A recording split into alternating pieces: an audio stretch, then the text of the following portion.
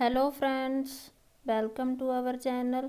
HP police constable exam की preparation में हमारे आज के प्रैक्टिस सेट में हम इंग्लिश पार्ट डिस्कस करने जा रहे हैं। So let us start. First of all, directions for question number 181 to 184, that is fill in the blank with appropriate preposition out of the four choices A, B, C and D. Mean to say आपको 4 questions given है यहाँ पे, जो blanks की form में दे रखे हैं, और इन ब्लैंक्स में आपको अप्रोप्रिएट प्रपोजिशन यानी कि ए बी सी डी जो ऑप्शन दिए गए हैं वो प्रपोजिशन जो करेक्ट जो अप्रोप्रिएट है इस सेंटेंस के हिसाब से उसको चूज़ करना है। सो चलिए स्टार्ट करते हैं। फर्स्ट है हमारे पास 181, that is I go dash swim every morning. I go far swim every morning, यहाँ पे आएगा आपका प्रपोजिशन फार। जो प्रपोजिशन फार है हमारे पास वो अलग अलग तरह के सेंटेंसेस में यूज़ होता है। अभी हम थोड़ा सा ये डिस्कस कर लेते हैं कि किस तरह के सेंटेंसेस में हमें फार का यूज़ करना होता है। तो सबसे पहले जो फार का यूज़ होता है हमारे पास वो होता है preposition for is use to indicate the use of something. पहली शर्त क्या है कि यूज़ ऑफ समथिंग, मतलब कोई चीज़ जो है किसी यूज़ के लिए है तब हम वहाँ पे फार का यूज़ करते हैं। For example, I waked a cake for your birthday. I waked a cake for your birthday, मतलब आपके बर्थडे के लिए केक बनाया गया है ना, मैंने बनाया है। ओके, तो ये हो गया आपका यूज़ ऑफ समथिंग, मतलब केक का यूज़ है बर्थडे के लिए, तो वहाँ पे फार का यूज़ हुआ है। ठीक है, और सेकेंडली इसका कहाँ पे यूज़ होता है, use to mean because of. Okay, next thing है हमारे पास कि अगर हम कोई रीज़न से कोई सेंटेंस है हमारे पास, कोई कारण है हमारे पास, वहाँ पे हमारे पास फार का यूज़ होता है। Like I am so happy for you. I am so happy for you, मैं खुश हूँ पर क्यों हूँ, आपके लिए। ठीक है, I am very sorry for your loss, है ना, फॉर योर लॉस, आपके लॉस के लिए मैं सॉरी फील करता हूँ या करती हूँ। ठीक है, जैसे आप सपोज़ शॉपिंग के लिए जाते हैं तो शॉपिंग बैग पे भी लिखा होता है थैंक्स फॉर शॉपिंग, है ना, फॉर शॉपिंग मतलब शॉपिंग के लिए, है ना, बिकॉज ऑफ, यहाँ पे आपके पास कुछ रीज़न होता है। ठीक है, तो वहाँ पे फार का यूज़ किया जाता है। अब यहाँ पे इस सेंटेंस की बात कर लो, आई गो फार स्विम एवरी मॉर्निंग। फार क्यों लगा है, क्योंकि स्विम करना है, यहाँ पे एक कारण है ना। आई गो फार स्विम एवरी मॉर्निंग, स्विमिंग करने के लिए प्रत्येक मॉर्निंग जो है, एवरी मॉर्निंग जो है वो मैं जाता हूँ। ठीक है, तो यहाँ भी एक रीज़न है, बिकॉज ऑफ है, एक कारण है। ठीक है जी। इसके अलावा हमारे पास तीसरी तरह के सेंटेंसेस होते हैं जिसमें हमारे पास फार का यूज़ होता है, वो होता है टू इंडिकेट टाइम और ड्यूरेशन। अगर हमें टाइम या ड्यूरेशन को कहीं पे मेंशन करना हो तब भी हम फार का यूज़ करते हैं। Like this is all I have for today. This is all I have for today. ठीक है, या फिर I attended the college for 1 year only. Okay, तो इस तरह के सेंटेंसेस में जिसमें टाइम का या कोई ड्यूरेशन है कि 1 ईयर के लिए किया या सिर्फ आज के लिए किया, है ना, तो इस तरह के सेंटेंसेस में फार का यूज़ होता है। चलिए आगे चलते हैं। क्वेश्चन नंबर 182 क्या कह रहा है, she was married dash an early age. She was married at an early age. ठीक है जी, तो यहाँ पे होगा आपका एट का यूज़। अब एट जो है वो कहाँ पे यूज़ होता है हमारे पास, यहाँ हमारे पास एक प्रिसाइज टाइम हो। ठीक है, जैसे कह लो कि एट नून हो गया, एट सनराइज़ हो गया, एट सनसेट हो गया, एट 10 AM या 10 PM हो गया। ओके, या फिर एट द मोमेंट हो गया। ठीक है, इसी क्षण, है ना, तो प्रिसाइज टाइम होता है तो एट का यूज़ होता है। लाइक अर्ली एज जो है कि उसकी शादी जो है वो बहुत अर्ली एज में हो गई थी, ठीक है, तो यहाँ पे एट का यूज़ हो रहा है। इसके अलावा हमारे पास इन और ऑन जो हैं हमारे पास, उनका भी यूज़ जो है वो टाइम के हिसाब से होता है। पर अगर हमारे पास मंथ या ईयर्स मेंशन हैं, या फिर कह लो कि बहुत लंबे टाइम पीरियड को मेंशन कर रहे हैं, लाइक इन 1991, है ना, तब इन लगता है, या फिर कह लो इन समर, इन विंटर, ठीक है जी।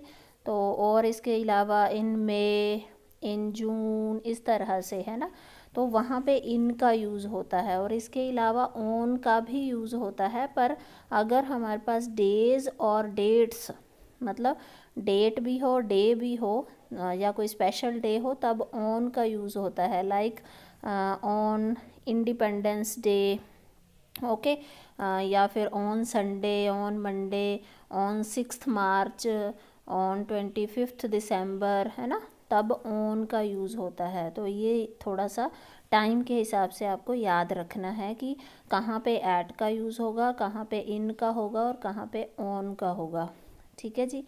चलिए आगे चलते हैं। नेक्स्ट है हमारे पास 183 question, please beware of the dog आएगा यहाँ पे। 183 जो है हमारे पास यहाँ पे आएगा please beware of the dog, option A आएगा आपके पास। सिमिलरली जो ऑफ है हमारे पास, वो भी हमारे पास 2-3 तरह के सेंटेंसेस में यूज़ होता है। लाइक अगर कोई चीज़ किसी को रिलेट कर रही है, यूज्ड फॉर रिलेटिंग टू, ठीक है, रिलेट करने के लिए, बिलोंगिंग टू हो, बिलोंग करती हो कोई चीज़ किसी को, या फिर कनेक्ट कर रही हो, ठीक है, तो तब हमारे पास ऑफ का यूज़ होता है। Like this is bag of my friend, okay, तो बैग जो है वो मेरे फ्रेंड का है ना, this is the bag of my friend, okay. तो यहाँ पे ऑफ का यूज़ होगा क्योंकि यहाँ पे रिलेशन है एक, या बिलोंग कर रहा है बैग, ठीक है, फ्रेंड को, इसीलिए यहाँ पे ऑफ का यूज़ हो रहा है, ओके। या फिर किसी तरह का कोई रेफरेंस देना हो हमें, रेफरेंस के लिए भी हमारे पास ऑफ का यूज़ होता है। Like this is the picture of my family, this is a picture of my family, मेरी फैमिली की पिक्चर है ना, तो रेफरेंस दी जा रही है यहाँ पे, तब भी ऑफ का यूज़ होता है। अब इस सेंटेंस में please be bear dash the dog, तो डॉग से रिलेटेड सेंटेंस बोला जा रहा है, तो प्लीज़ बीवेयर मतलब सावधान रहें डॉग से, तो इसीलिए यहाँ पे ऑफ का यूज़ हो रहा है। नेक्स्ट है हमारे पास 184, Ramesh is best dash all the other players, तो यहाँ पे आएगा Ramesh is best among all the other players. Among जो है ये भी हमारे पास 2-3 तरह के सेंटेंसेस में आता है। एक तो होता है कि जहाँ पे सराउंडेड बाय हो, जैसे in the middle of somebody या समथिंग, कोई चीज़ जो है जैसे मिडल में है, सेंटर में है, वो सराउंडेड बाय है समथिंग या समबडी, है ना, कोई चीज़ें हैं उसके आसपास, या हम अगर इंसानों की बात करें तो हम इसलिए भी कह देते हैं, है ना, like a house among trees, मतलब हाउस जो है अमंग ट्रीज़, ट्रीज़ से घिरा हुआ घर, है ना। या फिर हम अमंग वहाँ पे यूज़ करते हैं, या फिर हम अमंग यूज़ करते हैं व्हेन यू आर डिवाइडिंग और चूजिंग समथिंग एंड 3 और more people are involved.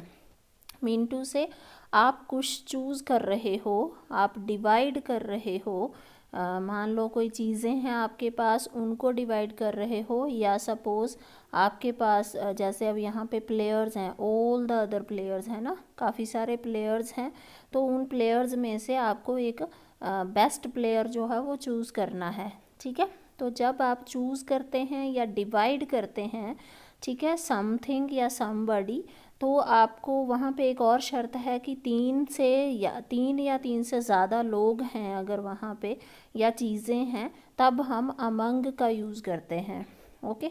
That is why Ramesh is best among all the other players, यहाँ पे एमंग का यूज़ होगा, ठीक है जी। चलिए नेक्स्ट क्वेश्चन की ओर चलते हैं। नेक्स्ट क्वेश्चन में आपको क्या है, 185 से 187 तक अगेन आपको डायरेक्शंस गिवन है।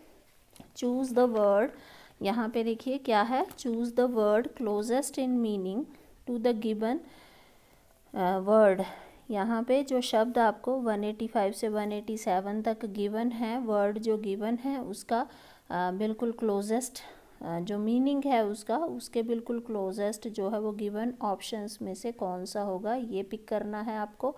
तो 185 जो है वर्ड क्या है, HOSTILITY,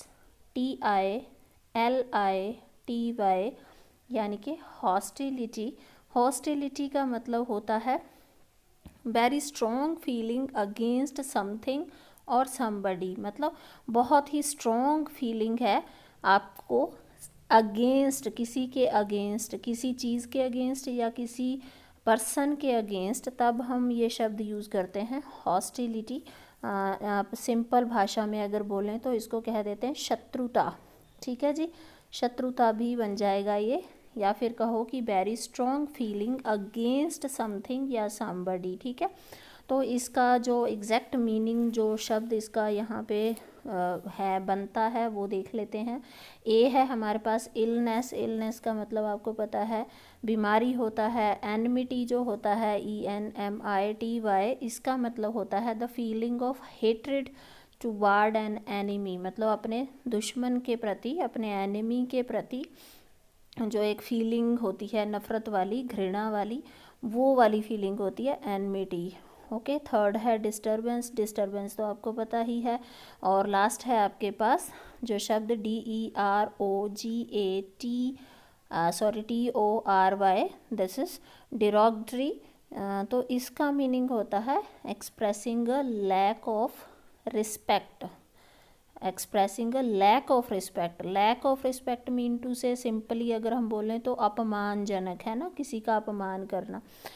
तो यहाँ पे जो इसके साथ मैच कर रहा है वो आपका कर रहा है option B, that is enmity. Enmity का मतलब भी अपने दुश्मन के प्रति नफ़रत रखना है, और जो हॉस्टिलिटी है इसका मीनिंग भी क्या है कि किसी के प्रति, किसी चीज़ के प्रति या किसी पर्सन के प्रति आपको बहुत ही स्ट्रॉन्ग फीलिंग है, पर कैसी वाली फीलिंग है, अगेंस्ट वाली। ठीक है, चलिए नेक्स्ट चलते हैं। 186 दैट इज़ DEFECT, डिफेक्ट। तो डिफेक्ट जो शब्द है इसका मतलब क्या होता है, डिफेक्ट आपको पता ही होगा। डिफेक्ट मतलब किसी तरह की खराबी, किसी तरह की त्रुटि या दोष कह लीजिए सिंपली, है ना, या फॉल्ट कह दीजिए सिंपली। तो यहाँ पे ऑप्शंस देखिए, लॉस का मतलब नुकसान, हार्म का मतलब भी एक तरह से नुकसान होता है, डेलिकेट का मतलब होता है नाजुक, बचा क्या, शॉर्ट कमिंग। शॉर्ट कमिंग्स भी हम किसको कहते हैं, किसी तरह का फॉल्ट हो किसी चीज़ में, या फिर वीकनेस। फॉल्ट और वीकनेस को हम शॉर्ट कमिंग भी कहते हैं। तो डिफेक्ट का मतलब भी एक तरह से दोष या खराबी हो गया, और शॉर्ट कमिंग का मतलब भी फॉल्ट या फिर वीकनेस हो गया। तो यही जो ऑप्शन सी है हमारा वो इसके मीनिंग को एक्सप्रेस कर रहा है। चलिए नेक्स्ट चलते हैं। नेक्स्ट है हमारे पास 187, that is ALLEVIATE, that is alleviate. इसका मीनिंग होता है to make something less strong और bad. To make something less strong मतलब किसी चीज़ को या किसी पर्सन को जो कमज़ोर करे, जो स्ट्रॉन्ग ना बनाए, या ज़्यादा स्ट्रॉन्ग ना बनाए या कम स्ट्रॉन्ग बनाए, है ना, उस शब्द को हम बोलते हैं एलिविएट। तो इसका भी देख लेते हैं यहाँ पे मीनिंग कौन सा सूट करता है। इरेडिकेट का मतलब आपको पता ही है कि जड़ से उखाड़ देना किसी चीज़ को, है ना, रिमूव करना भी हटाना होता है। अंडरस्टैंड का मतलब होता है समझना। और लास्ट है हमारे पास डी जो है that is LESSEN, lesson. Lesson मतलब कम करना, है ना। तो एलिविएट भी एक तरह से कमज़ोर करना या कम करना है, और लेसन का मीनिंग भी वही है। तो आपका ऑप्शन डी मैच करेगा यहाँ पे। चलिए आगे चलते हैं। नेक्स्ट अगेन हमारे पास डायरेक्शंस हैं for question number 188 to 190। Choose the word opposite in meaning to the given word. पिछले वाले पार्ट में हमने सेम मीनिंग वाला ढूंढा था, इसमें हमें क्या करना है, ऑपोजिट मीनिंग वाला शब्द ढूंढना है। तो आइए सबसे पहले 188 है फ्रेश। फ्रेश तो सबको ही पता है, ताज़ा जो होती है चीज़ उसको हम फ्रेश बोलते हैं। तो फ्रेश का ऑपोजिट जो है वो क्या होगा, that is option D stale. Stale मतलब बासी। ओके, नेक्स्ट है 189 DENY, that is deny. Deny मतलब भी सबको ही पता होगा। डिनाई मतलब अस्वीकार कर देना या एक्सेप्ट नहीं करना, है ना, मतलब मुकर जाना एक तरह से। तो इसमें देखिए हमारे पास पहला है ACCEPT, एक्सेप्ट। एक्सेप्ट मतलब स्वीकार करना। एक्यूज़ मतलब आरोप लगाना। कर्स मतलब कोसना। और एक्सेप्ट EXCEPT, एक्सेप्ट मतलब होता है अलावा।